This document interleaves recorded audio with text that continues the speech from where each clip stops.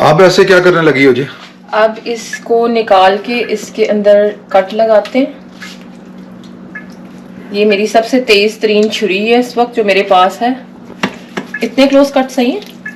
ठीक है। ठीक है। ये मसाला जो है इसके अंदर पूरा मुकम्मल चला जाएगा। इस तरह कट लगा लें। ठीक है, बस अब दूसरी साइड करें। दोनों साइडों पर आपने अच्छी तरह कट लगा लेने हैं जैसे कि ऐसे आपको बता रही है, और इसके बाद कौन कौन से मसाला जात डलेंगे वो हमें ऐसे बताएगी। ठीक है, उसके बाद हम इसको ले आते हैं इस ट्रे पे जहाँ पे हमने इसको मैरिनेशन करनी है। मैं ना दही अंदर से क्विकली निकाल लूँ। आप जी क्या डालने लगी हो? ये मैंने दही निकाली, मैं भूल गई थी अंदर से निकालना। ये दही मैंने यहाँ पे डाल ली है। तकरीबन 4 चम्मच मैंने ले लिए हैं पूरे भर के। तो उसके बाद ये सारे जो मसाले हैं ना, ये खुश्क धनिया है 2 टीस्पून। उसके बाद नमक जो है वो अपने हस्बे जायका ले लें। हम बहुत ज़्यादा नमक खाते नहीं है इसलिए मैंने थोड़ा ही लिया है। ये चाट मसाला है। चाट मसाला जो है ये भी मैंने 2 टीस्पून लिए। उसके बाद ये जो कुटी हुई लाल मिर्च है ये भी मैंने ली है 2 टीस्पून सॉरी। उसके बाद मैंने हल्दी जो है ये भी तकरीबन 1 टीस्पून आप कह लें मैंने ली है। उसके बाद मिर्च जो है लाल, ये मुझे पसंद है कि थोड़ी सी तेज़ हो, तो मैंने 2 टीस्पून लिए हैं ये। उसके बाद काली मिर्च थोड़ी सी ले ली है मैंने, आधे से भी कम चम्मच चाहिए। और ये मैं इसमें जो है ना, ये देखेंगे मैं इसमें मिक्स करती जाऊंगी।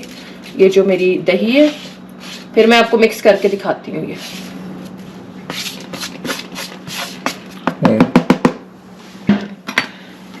ये अदरक लहसुन का पेस्ट जो है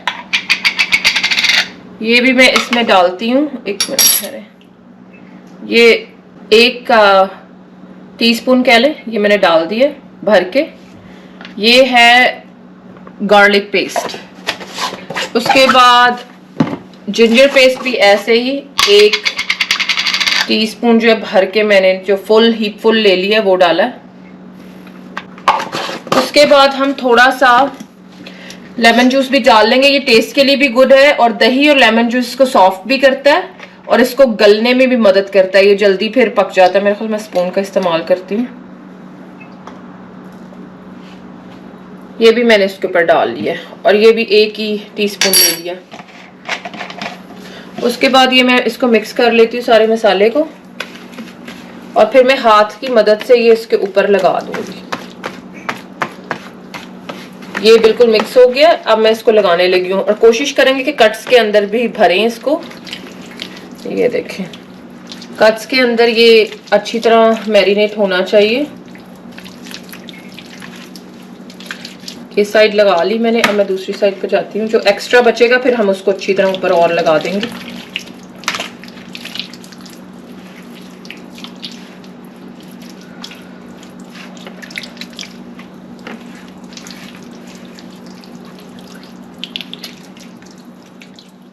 ये अब मैं इसमें आप अपने तरीके से बना सकते हैं, पर मुझे जो चाट मसाला पसंद है इसके ऊपर, तो मैं इसके ऊपर थोड़ा सा चाट मसाला जो है वैसे ही मसाला लगा के स्प्रिंकल करने लगी हूँ। तो वो मैं रख दूंगी स्प्रिंकल करके। फिर वो जब मैं इसको बनाऊंगी कल शाम, लाइक 1 रात, ये दोपहर को बनाऊंगी कल, तो 1 रात ये मैरिनेटेड ही रहेगा और ये चाट मसाला इसके ऊपर रहेगा। तो मुझे अच्छा लगता है वो थोड़ा सा इसका जो खटाई वाला और थोड़ा सा टेस्ट आता है वो मुझे मज़े का लगता है। मैं दूसरी साइड भी लगा देती हूँ।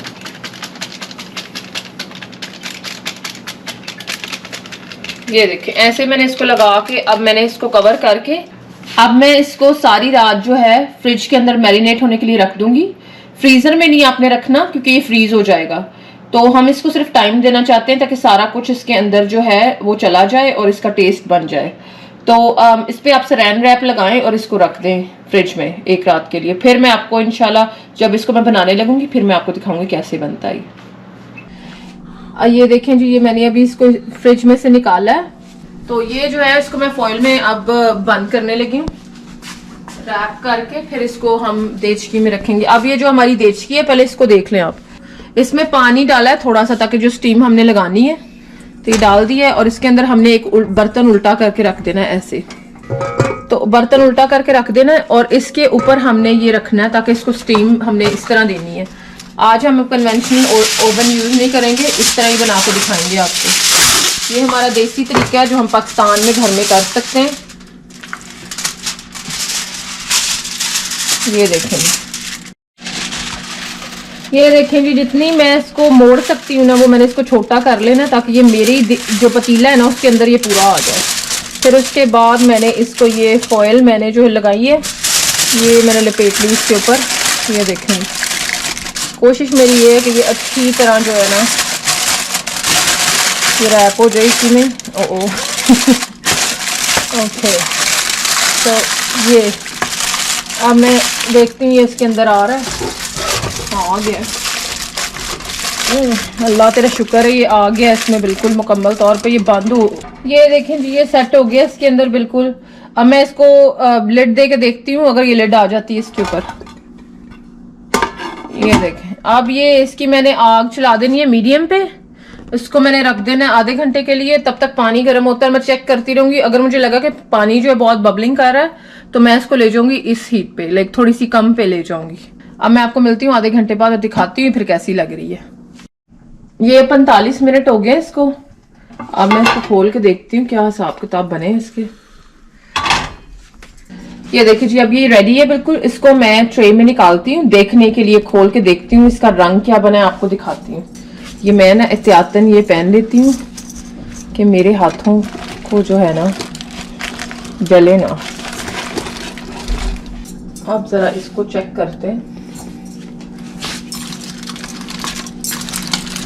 ये यहाँ पे बिल्कुल रेडी है, आप इस तरह भी खा सकते हैं, लेकिन मैं इसको थोड़ा सा कन्वेंशनल ओवन में मैं इसको थोड़ा सा ऊपर से ग्रिल करूंगी ताकि इसका प्यारा सा कलर आ जाएगा। और मैं देसी घी ऊपर हल्का सा लगा के, ये देखें ये देसी घी मैंने ऊपर डाल ली है। अब इसको मैंने ना फैला लेना इसके ऊपर लगा के। ये इसको सॉफ्ट दे देगा एक टच, और उसके अलावा इसका जायका बड़ा अच्छा आता है जब आप इसको खा रहे होते हैं। ये देखें जी, उसके बाद इसको ऐसे मोड़ के इधर से भी मैंने यही टच देना, देसी घी डाल के ऊपर।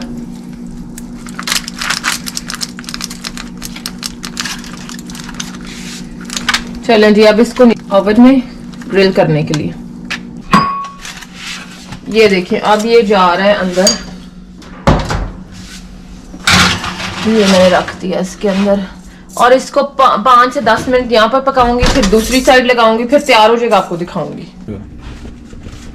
ये लें जी, मैंने इसको 5 मिनट एक साइड से 5 मिनट दूसरी साइड से पका के, और ये जी हमारी जो रान रेडी है। अब आप देखिए कैसी लग रही है।